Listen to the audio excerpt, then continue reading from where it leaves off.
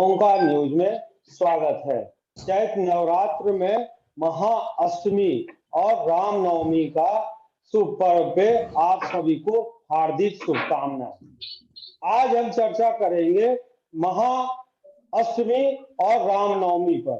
हमारे साथ जुड़ चुके हैं श्री नीरज तिवारी जी, हमारे साथ जुड़ चुके हैं शिवम तिवारी जी और हमारे साथ जुड़ चुके हैं शिव मंगल तिवारी जी, शिव मंगल शास्त्री जी। नमस्कार आप सभी को। सबसे पहले हम नीरज तिवारी से जानना चाहते हैं कि हमें जो महाअष्टमी की पूजा और इस चैत्र नवरात्रे में बहुत ही शुभ और फलदायक होता है। इसमें कन्याओं का यजन और पूजन भी होती है, उनको भोजन भी कराया जाता है। इसकी क्या विधि और कैसे इसका क्या फल है, नीरज तिवारी जी? एक तो होता है कि नमस्तस्ते नमस्तस्ते नमस्तस्ते नमो नमः। अष्टमी की सभी को शुभकामनाएं।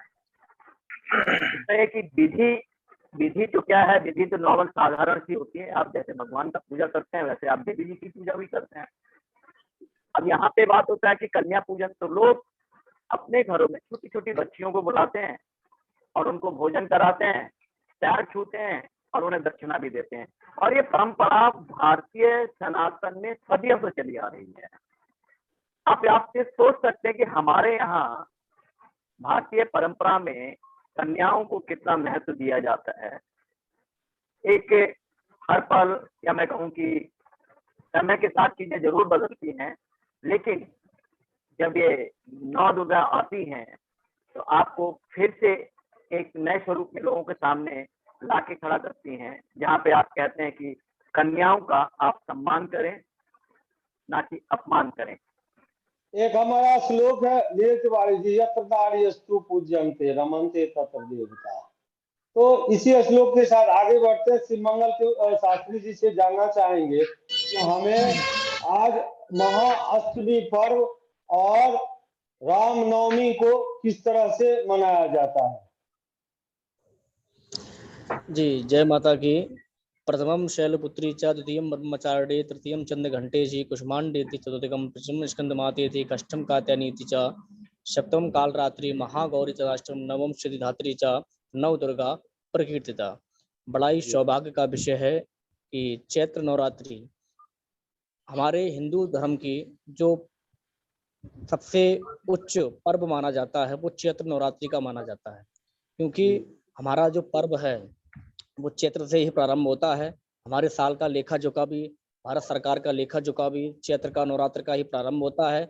इस समय चैत्र के महीने में माताएं सुंदर सुंदर कलश लेकर के देवियों की पूजा करती हैं। 9 दिन तक उपवास रहती हैं, माता का पूजन करती हैं, अर्चन करती हैं और शुद्ध विचार से हमारे विश्व के कल्याण हेतु, हमारे परिवार के कल्याण हेतु माताओं का पूजन होता है। पूजन साधारण सी विधि का होता है। कलश स्थापन करने के उपरांत अष्टमी तक माताएं व्रत रहती हैं और अष्टमी उपरांत सुबह प्रातः मुहूर्त में माता का जो पूजा का विधि होता है, सुंदर कन्याओं का पूजन होता है, प्रक्षालन होता है, कन्याओं का भोग लगाया जाता है, उनको सुंदर सुंदर वस्त्र दिए जाते हैं, सुंदर सुंदर उनको भोजन किया जाता है और उनसे आशीर्वाद की कामना हम सभी लोग रखते हैं। क्योंकि हमारे वेदों में कहा गया है, एक जब हम आप देवी जी की जब आरती करते हैं, उसमें आरती की दूसरी लाइन में आता है कि हरि ब्रह्मा शिवरी। इसका बहुत ही लेखकों ने बहुत ही सुंदर सा एक जवाब दिया है। इसका मतलब क्या है? कहने को बहुत सरल चीज है, लेकिन इसमें अर्थ जो छिपा है वो बहुत ही विचारणीय अर्थ है कि हरि ब्रह्मा शिवरी। हरि माने भगवान विष्णु, ब्रह्मा माने ब्रह्मा जी, शिवरी माने भगवान शंकर। हरि ब्रह्मा शिवरी, ये भी जिसकी पूजा करते हैं वो कौन है? भाई भगवान शंकर हो, चाहे ब्रह्मा जी हो, चाहे भगवान विष्णु हो, इनके ऊपर भी कोई ना कोई है। वो कौन है? जय अम्बे गौरी।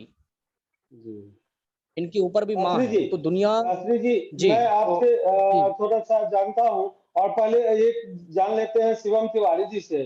शिवम तिवारी जी, महाअष्टमी की पूजा में लोग इस तरह के कन्या पूजन की जो विधि है उसको कब से लोग और किस मन्नत से, मान लो अगर कोई मन्नत मांगती है और वो 8 कन्या या 9 कन्या को जमा करके और अपने मन्नत को पूरा करते हैं, उसमें पूरा विधि विधान से ये होता है कि आज खट्टा नहीं खाना है, तो ये उनको बताया भी जाता है। तो ये क्या जरा जी आप दर्शकों को विधि पूर्वक समझाएंगे कि कैसे इसको किया जाए। मान लीजिए कि देखिए, सभी को ब्राह्मण उपलब्ध न हो समय से, तो अपने खुद के कैसे कर ले। देखिए ऐसा है कि वैदिक धर्म में अष्टमी के दिन सुबह उठ करके और सबसे पहले तो आप एक सुंदर थाली लगाइए। उस थाली में आपके एक सुंदर सा जल होना चाहिए, अक्षत होने चाहिए, पुष्प होना चाहिए, माता का भोग होना चाहिए। जैसे माता का भोग, चने का भोग लगाते हैं, हलवे का भोग लगाते हैं। सुंदर सुंदर जो 10 साल से नीचे कन्याएं होती हैं उनको हमारे वेदों में कन्याओं का रूप माना जाता है। 10 साल के ऊपर जो बेटियां होती हैं वो कन्या के रूप में नहीं आती हैं। तो पहली बात तो विशेष रूप से यह ध्यान रखना है कि जिन कन्याओं का पूजन हम आप करें तो 10 साल से नीचे वाली उम्र की कन्याओं का, अगर आपके पास में वो कन्या उपलब्ध है तो अति सुंदर है। और पूजन करें, माता का सर्वप्रथम ध्यान करें। जयंती मंगला काली भद्रकाली कपालिनी दुर्गा क्षमा शिवादात्री शुहा सुधा नमस्तुते, इस मंत्र का जाप करें और माता से प्रार्थना करें, या देवी सर्वभूतेषु शक्ति रूपेण संस्था नमस्तस्यै नमस्तस्यै नमस्तस्यै नमो नमः। हे माता, हमको शक्ति प्रदान करें, कन्याओं का पूजन करें। और कन्याओं का पूजन करने के उपरांत एक छोटा सा हवन होता है, ठीक है, हवन करें और उपरांत करने के बाद कन्याओं को भोजन कराएं, दक्षिणा दें। उसके उपरांत जैसे रामनवमी आती है, रामनवमी को हमारा भगवान राम का जन्म हुआ है, भगवान राम का राज्याभिषेक की तैयारी लोग करते हैं, भगवान राम का पूजन भी लोग करते हैं। तो शास्त्री जी अनेक से जानना अनेक अनेक चाहेंगे, प्रकार की शास्त्री विधियां जी, हैं। रामचंद्र जी, श्री भगवान रामचंद्र जी का प्रकट हुआ है, और प्रकट जब हुआ तो उनकी जी हमारे रामायण और बहुत सारे ग्रंथों में है कि जब प्रकट हुआ तो जी कौशल्या माँ ने कहा कि नहीं, इस रूप में मत आइए, आप छोटे जी रूप में आइए। तो इसकी हाँ हाँ। विस्तार से जरा चर्चा आप मुझे बताएं, देखिए, हम भय दर्शकों प्रकट को। कृपाला दीन दयाला कौशल्या हितकारी, ठीक है, भगवान प्रकट होते हैं, भगवान कभी पैदा नहीं होते हैं। और जब भगवान प्रकट हुए थे तो भगवान के चार चार भुजाएं थे। तो माता कौशल्या को डर लगा। माता कौशल्या ने कहा कि प्रभु आप ये बताइए, जब कोई बेटा जन्म लेता है तो उसके 2 हाथ होते हैं, आपके 4 हाथ हैं, कल ये जगत हमारे ऊपर हंसेगा। तो भगवान राम 2 भुजाओं वाले बन गए। जी भगवान राम जब पैदा हुए तो वो हंसने लगे। तो माता ने कौशल्या ने कहा कि जब बेटा जन्म लेता है तो बेटा रोता है, अगर बेटा नहीं रोता है तो ये अपशकुन हमारे वेदों में माना गया है। तो भगवान राम रोने लगे, भगवान राम बच्चा बन गए। जैसे एक बच्चे का जन्म होता है उसी की जी भांति भगवान राम का लालन पालन शुरू हो गया। और भगवान राम का जन्म दिन के 12 बजे, ठीक 12 बजे मध्य में, भगवान जी। भय प्रकट कृपाला दीन दयाला कौशल्या हितकारी, कौशल्या के हित के लिए भगवान राम ने जन्म लिया और आज जन्म लिया है। और बड़ा ही सौभाग्य का विषय है। और हर साल भगवान राम का जन्म बनाया जाता है, तो बड़ा ही सौभाग्य का विषय है। घर घर में लोग नीरज दीपक जी, जलाते हैं भगवान राम का। जी आप पूछिए, पूछना चाहते हैं तो आप पूछिए। मैं ये कहना चाहता हूँ कि आज के संदर्भ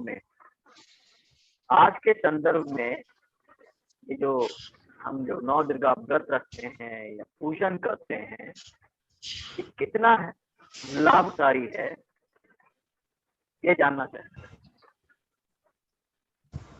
शास्त्री जी। देखिए, देखिए ऐसा है, पूजा का अगर लाभ की अगर बात की जाए तो हमारे वेदों में जो सतयुग में जो मंत्र थे वो आज भी हैं। लेकिन होता क्या है कि लाभ आपको तभी मिलेगा जब शुद्ध मंत्रों का उच्चारण होगा, शुद्ध विधि के साथ में 9 दिन तक या तो किसी ब्राह्मण के द्वारा आप पूजा कराइए। अगर आपको पूजा नहीं आती है तो प्रभु से, माता से हाथ जोड़ करके और आप पूजा पाठ आराम से अपना कर सकते हैं। शुद्ध विचार आपका होना चाहिए, मन में किसी प्रकार का मलिनता, किसी के प्रकार की द्वेष भावना आपके मन में नहीं होना चाहिए। क्योंकि चाहे माता की पूजा करें, चाहे आप किसी भगवान की पूजा करें, चाहे भगवान राम की पूजा करें, चाहे भगवान कृष्ण की पूजा करें, निर्मल मन, जब जिस व्यक्ति का निर्मल मन होता है भगवान ऑटोमेटिक आ जाते हैं। वहां मंत्र की या शक्ति की या भाव की वहां पूजा की आवश्यकता नहीं होती है। तो बस कहने का हमारा तात्पर्य केवल यही है कि अगर आपको पूजा पाठ का लाभ नहीं है। पंडित जी, जी ये जो हमारा जी जो मंथ है चैत्र, आखिर इसी में ही क्यों हम मनाते हैं? कोई जी वजह रही होगी, कुछ तो वजह रही होगी कि चैत्र माह में बनाते हैं हम लोग ये 9 दुर्गा। जी देखिए ऐसा है हम जो 9 क्षेत्र में दुर्गा देखिए साल में 4 नवरात्रि आते हैं, चैत्र, क्वार, पूष और अपने जो जेठ के महीने में 4 आती हैं। 2 गुप्त होती हैं, 2 जागृत होती हैं, ठीक है। और रही बात चैत्र की, तो चैत्र के महीने में, ठीक है ना, चैत्र के महीने में अगर ये जन्म जो माता का बनाया जाता है या माता की पूजा होती है, घर में माताएं बहनें पूजा करती हैं, तो इनका जो लेखन आया है वो हमारे श्रीमद् देवी भागवत महापुराण में जब आप उसको उठाओगे तो उसमें सारा पूरा विधान आपको मिलेगा कि माता की पूजा चैत्र के महीने में ही क्यों होनी चाहिए, जी क्योंकि वेदों के अंदर तो ये अनेक जानना प्रकार। चाहूंगा शिवम तिवारी जी से, पंडित शिवम तिवारी जी से, कि कुछ लोग जी सिद्धियां प्राप्त प्रणाम। करने के लिए भी वो पूजा करते हैं, तो वो सिद्धियां, जी जी 8 सिद्धि जो लेते हैं लोग, उसमें सप्तमी से शुरू करते हैं और नवमी को उनका हवन होता है। क्या इन सिद्धियों के, गुप्त सप्तमी सिद्धियों का क्या प्रयोजन है और कैसे लोग इसमें निपुण होते हैं, और फिर वो समाज कल्याण के लिए होते हैं या सेल्फ डिफेंस के लिए होते हैं, या और उसमें कुछ गुप्त है जो आप बता सकते हैं? जी जी, सबको जय माता दी। और जो जी आपने कहा कि सप्तमी के दिन माँ कालरात्रि की पूजा होती है और उसके बाद हमारा अष्टमी जिसमें होती है महागौरी की पूजा। और आपने जैसा कहा कि कई लोग जो इनको सिद्ध करते हैं, जो हम जैसे ग्रस्त जीवन है, यहाँ पे लोग सिर्फ़ और सिर्फ़ अपने अपने लिए कि हम सुखी रहें, कैसे सुखी रहें, इन सब चीज़ों के लिए पूजा करते हैं। और जो तांत्रिक लोग होते हैं, तांत्रिक विधि-विधान से कई मंत्रों का उच्चारण करके इसमें देवी को बलि देकर भी, जैसे हमारी इस समय काफ़ी ज़्यादा अगर आपको तांत्रिक विद्याएँ अगर जाननी है, कैसे प्राप्त करनी है, क्या करना है उनके लिए असम में है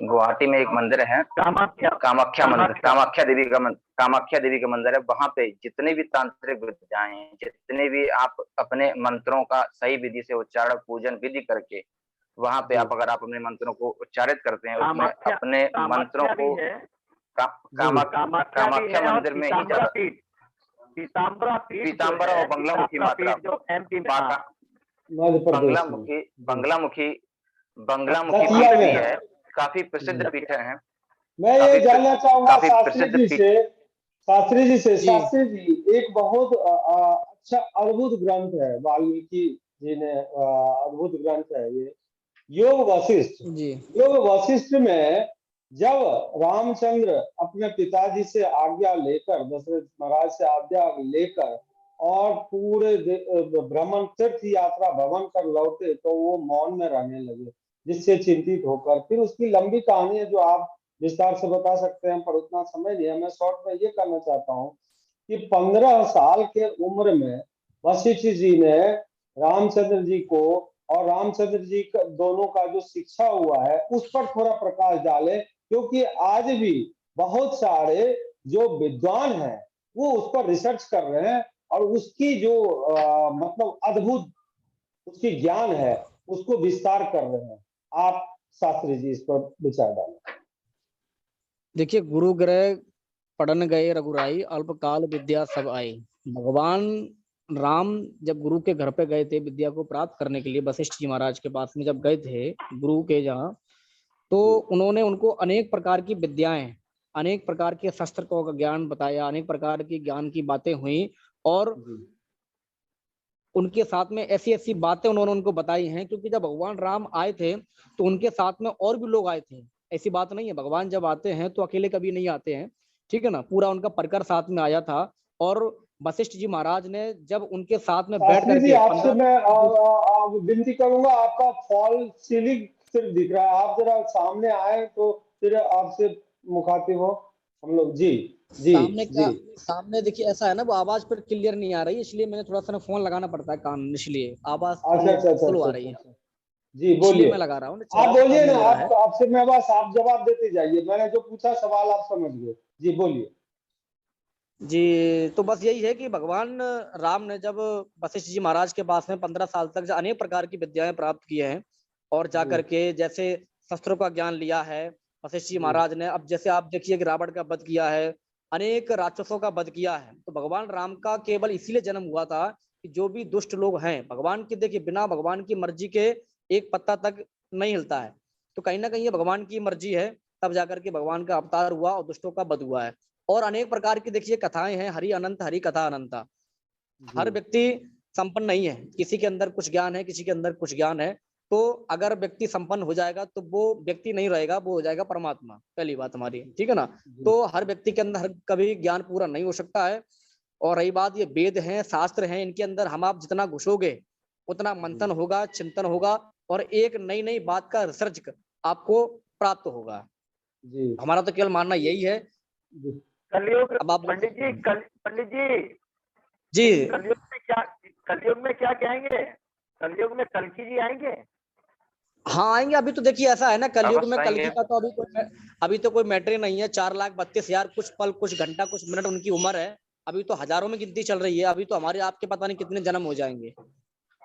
नीरज जी, आप बता रहे थे जिस मंदिर की पीताम्बरा पीठ का और दतिया में है, बहुत भव्य मंदिर है और लोग वहाँ सिद्ध के लिए पहुंचते हैं और बहुत ही मतलब एक वहाँ तो यूनिवर्सिटी भी चलती है, संस्कृत विद्यालय की विद्याओं की विद्यापीठ भी है।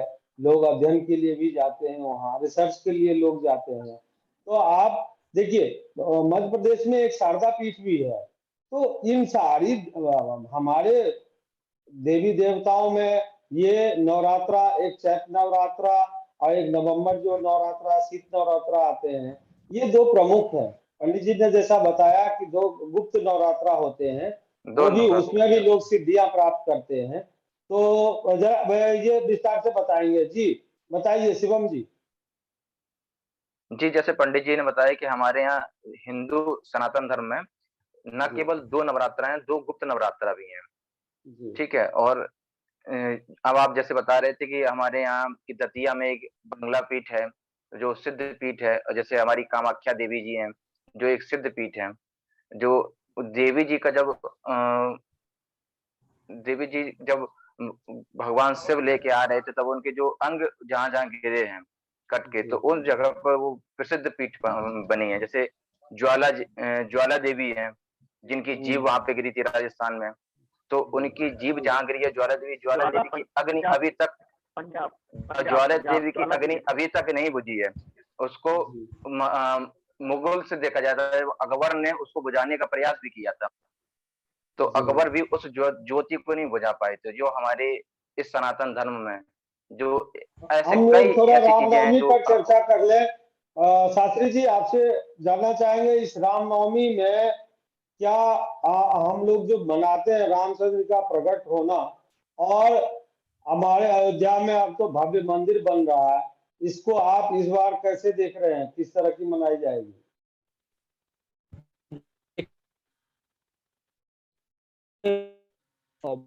की बात तो भगवान बन रहा है। सबसे बड़ा विषय ये है, काफी हजार वर्षों तक ये आया है, वो इस युग में हो रहा है, इस शताब्दी में हो रहा है। तो सबसे बड़ा तो हमारे आपके लिए विषय यही है कि भगवान राम का मंदिर बन रहा है। और जब भगवान राम का जब मंदिर बन रहा है तो इसमें तो कोई संदेह वाली कोई बात ही नहीं है। रामनवमी को बढ़िया अपने घर को शुद्ध पवित्र भाव से उसको धुलिए, तो भगवान राम का नाम लिख करके उस पर दीपक जलाइए। दीपक जला करके भगवान राम की सुंदर सुंदर आरतियां गाइए, भगवान राम को सुंदर सुंदर बधाइयां दीजिए, ब्राह्मणों को भोजन कराइए, ब्राह्मणों से आशीर्वाद लीजिए, संतों को प्रणाम कीजिए, संतों से आशीर्वाद लीजिए, क्योंकि भगवान राम ने ब्राह्मणों की सेवा की है। पंडित जी, एक सवाल है यहाँ पे मेरे मन में, लेकिन आजकल लोग बात ब्राह्मणों का ध्यान ही कहाँ देते हैं? देखिए ऐसा है, सबसे बड़ी तो विडंबना ये हो चुकी है कि हमारे आपके समाज में जो एकता नहीं है, उसका सबसे बड़ा मूल कारण ये है कि ब्राह्मण एक नहीं है। ब्राह्मण क्या हिंदू एकता एक नहीं है। हाँ, ब्राह्मण एक नहीं है। आप जैसे मैं इस चीज से थोड़ा सा पंडित जी मैं आपको बताऊंगा। अगर ये हमारा एक कहावत भी है कि विद्वान सर्वत्र पूज्यते, अगर विद्वान है उनमें विद्वता है तो विश्व पूजे जाएंगे, फिर एकता की कहाँ बात रह गई? देखिए ऐसा है, जो विद्वान है, जो विद्वान होगा वो हमेशा कम बोलेगा, वो कभी ज्यादा बोलता नहीं है। विद्वान आप देखना, वो हमेशा आपको एकांत भाषा में मिलेगा। और विद्वान चाहे जंगल में निकल जाए, चाहे कहीं भी निकल जाए, उसकी पूजा सर्वत्र होगी। लेकिन आजकल विडंबना ये आ गई है कि जो ब्राह्मण नहीं है वो भी ब्राह्मण बन गए हैं, जो ब्राह्मण नहीं है तो वो भी ब्राह्मण बन गए हैं। तो इसकी वजह से जो ब्राह्मण हैं उनकी बहुत बड़ी विडंबना हो रही है। और जो ब्राह्मण नहीं होगा वो निंदनीय कर्म करेगा, तो एक के चक्कर में सारे ब्राह्मणों की बदनामी हो रही है। तो सबसे बड़ा दिक्कत तो ये हो रही है आज के समाज में। जी नीरज जी। समाज समाज जो है, समाज में जो फैले हुए जो लोग हैं, जो देखिए कर्म से इंसान को मैं कहूँ तो ब्राह्मण होना चाहिए, जन्म से तो ब्राह्मण है, बस कर्म से भी तो ब्राह्मण हो। नीरज जी, बिल्कुल। आज के बाजार में पढ़ेगा आज के लिखेगा तो बाजार ब्राह्मण को प्राप्त होगा। लोग ज्योतिष से लेकर हस्तरेखा से लेकर और मतलब न जाने कितने तरह के पंडितई में लग गए हैं लोग, और इसमें ये कर लो तो ये हो जाएगा, ये कर लो तो ऐसे धन हो जाएगा, धन की प्राप्ति हो जाएगी, अकस्मात धन आ जाएंगे। अब वो अकस्मात धन कहाँ से आएंगे, कैसे आएंगे, ये सब जो नुस्खे हैं, मुझे लगता है शास्त्री जी ये सब नुस्खे से एक सही ज्ञान लोगों को मिलना चाहिए, जिससे कि पंडितों का भी सम्मान बना रहे और यजमान का भी कुछ भला हो जाए। देखिए एक बात आपको हम बताते हैं, आपने बहुत अच्छा शास्त्री जी, आपने बहुत जवाब दिया है। एक निवेदन करना चाहूंगा कि आज हमारे समाज में सबसे बड़ी विडंबना ये हो गई है कि हम आप अगर डॉक्टर के पास में जाते हैं तो डॉक्टर का सर्टिफिकेट देखते हैं कि एमबीबीएस है, कि बीएससी कर रखी है, किसी पर डिग्री है या नहीं है। लेकिन आज हम आप अगर पूजा पाठ कराते हैं तो ब्राह्मणों की डिग्री नहीं देखते हैं। तो वेदों में कहा गया है कि पढ़े लिखे ब्राह्मण से ही पूजा पाठ कराइए। हाँ, भले अगर वो जात का ब्राह्मण है उसको भोजन कराइए, सुंदर वस्त्र दीजिए और दक्षिणा दीजिए, लेकिन अगर आपको कोई वैदिक अनुष्ठान कराना है, अगर आपको कोई सकाम अनुष्ठान कराना है, तो पढ़े लिखे ब्राह्मण का ही चयन करना चाहिए, जिससे आपको लाभ मिलेगा। नहीं तो आप ये समझ लीजिए, ना तो कराने वाले का कल्याण होगा और करने वाले का तो होना ही नहीं है। तो इसलिए सभी से निवेदन है, जो भी इस लाइव जुड़े हैं उनसे निवेदन है, कभी भी अपने घर में कोई भी पूजा पाठ कराइए, पढ़े लिखे ब्राह्मण का ही केवल आप चयन करिए। और जो ब्राह्मण है, देखिए जात से ब्राह्मण होना कोई बड़ी बात नहीं है, कर्म के ब्राह्मण नहीं है तो जात का पर क्या लेना देना है। अब हमने ऐसे ऐसे ब्राह्मणों को देखा है, जात के ब्राह्मण हैं लेकिन कर्म के नहीं है, ना तो सिखा रख रहे हैं, ना जनेऊ पहनते हैं, ना कंठी, ना गले में कंठी है, ना मुख में भगवान का नाम है, ना हाथ में कलावा है। कौन से सिखा रखने की बात की जाए, मस्तक पे तिलक लगाने की बात की जाए तो उनको शर्म लगती है। जात के ब्राह्मण हैं, अब बताइए आप, जब ब्राह्मण होने के नाते नाते कम से कम 5 चीजें तो उनके अंदर होना चाहिए, 5 चीजों में उनके अंदर एक भी चीज नहीं है। अब बताइए उनको आप ब्राह्मण बोलेंगे? अब जात के ब्राह्मण है, कर्म के ब्राह्मण। शास्त्री जी मैं एक चीज ये कहूंगा कि देखिए आज का युग में किसान का बेटा किसान नहीं होना चाहता है, जो ब्राह्मण उच्च कोटि के ब्राह्मण है उनका बेटा नौकरी ढूंढने के लिए बाहर निकल जाता है। तो इस सब समस्याओं को लेकर इस आर्थिक क्षेत्र में इतनी समस्याएं लोगों का, हमारा भी मन करता है, पंडित जी के जो बाल गोपाल है उनका भी मन करता है हाई स्टैंडर्ड के स्कूल में पढ़ने का। हाई स्टैंडर्ड के स्कूल में वो चलक तिलक और जनेऊ पहन के टीक लगा के कहाँ जाएंगे, कैसे जाएंगे? फिर तो ये सारी चीजें जब सामने आती है तो उनको छोड़ना पड़ता है। क्या इस पर आप क्या डालेंगे नीरज जी, क्या आपका प्रकाश डालेंगे? देखिए पंडित जी ने जैसे अभी कहा, कर्म, मैं भी कहूंगा कि अगर जन्म से तो आप ब्राह्मण हैं लेकिन कर्म आपके ब्राह्मण वाले नहीं हैं तो ब्राह्मण तो आप हुए नहीं। कर्म भी आपके ब्राह्मण वाले होने चाहिए। आप अगर ब्राह्मण है तो धारण करें जनेऊ, आप सुबह उठे, जो ब्राह्मण के कर्तव्य है, ब्राह्मण का जो कर्तव्य है उसका पालन करें। लेकिन क्या है कि समय के साथ चीजें बदल रही हैं, यहाँ पे मैं ये भी कहना चाहूंगा, क्योंकि ब्राह्मणों के पास, ब्राह्मण का पहले क्या कर्तव्य होता था, लोगों को शिक्षा देना, नॉर्मली यही बातें होती थी। लेकिन समय के साथ साथ बहुत सारी चीजें बदल गई हैं। ब्राह्मण भी अब सोचता है कि मैं भी कुछ कमाऊं। डेफिनेटली सब लोग आगे बढ़ रहे हैं तो ब्राह्मण को भी आगे बढ़ने का भाई हक है। शिवम तिवारी जी से जानते हैं आज के हाईटेक में, शिवम तिवारी जी, पंडित शिवम तिवारी जी बताएंगे कि आज के हाईटेक में ये जो ब्राह्मणवाद और शिक्षा पर जितने भी लोग, मतलब नौकरीवाद कहिए, जितने भी ब्राह्मण है वो अपनी वृत्तियां छोड़कर और नौकरी पेशे में कमर्शियल होते जा रहे हैं, इस पर आपकी क्या राय है? आजकल प्रत्येक व्यक्ति संतुष्ट नहीं है अपने किसी भी कर्म से। वो हमेशा लालसा लगी रहती है कि धन की लालसा है कि कहीं ना कहीं से हमें धन प्राप्ति हो जाए। प्रत्येक व्यक्ति आज कलयुग में प्रत्येक व्यक्ति सिर्फ सिर्फ लक्ष्मी को चाहता है। हमारे रिश्ते नाते पूजा संस्कृति सब कुछ भूल कर सिर्फ और सिर्फ वो एक ही चाहता है कि बस कैसे भी कैसे करके मुझे धन की प्राप्ति हो, चाहे वो सही मायने में हो चाहे वो गलत मायने में हो, हर एक तरीके से। और जैसे नीरज जी बता रहे थे कि अब कि पंडित जी बता रहे थे कि अब लोग जनेऊ शास्त्र और जो सब चीजें नहीं करते हैं। आजकल जो पंडित है वो अपने कर्म से गिर चुका है, और कर्म से गिरने के साथ साथ इसीलिए इसकी अवनति हो रही है। पंडितों की अवनति होने का सिर्फ और सिर्फ एक ही कारण है कि अब पंडित अपने जाति से तो पंडित है, कर्म से पंडित नहीं। कर्म से पंडित होना बहुत आवश्यक है। और कल जो महागौरी की पूजा, उसके बाद रामनवमी की पूजा है। रामनवमी की पूजा के लिए कई लोग अपने ऐसे ही कर लेंगे रामनवमी की पूजा। कल रामनवमी की पूजा के लिए आप ईशान कोण में सात्विक बनाकर केसरिया रंग के वस्त्र या पुष्प उस पर आच्छादित कीजिए। पाटा लीजिए, पाटा पे उसको ईशान कोण में ईशान कोण में सात्विक बनाइए, केसरिया वस्त्र उस पे लगाइए, उसके बाद पुष्प को आच्छादित कीजिए। फिर श्री राम जी की मूर्ति को वहां पर या राम दरबार के कोई फोटो वहां पे रखकर आवाहन करें और पंचोपचार पूजन करें और अष्टगंधा चंदन अबीर से श्री राम का अभिषेक करें, धूप दीप नैवेद्य अर्पण करें।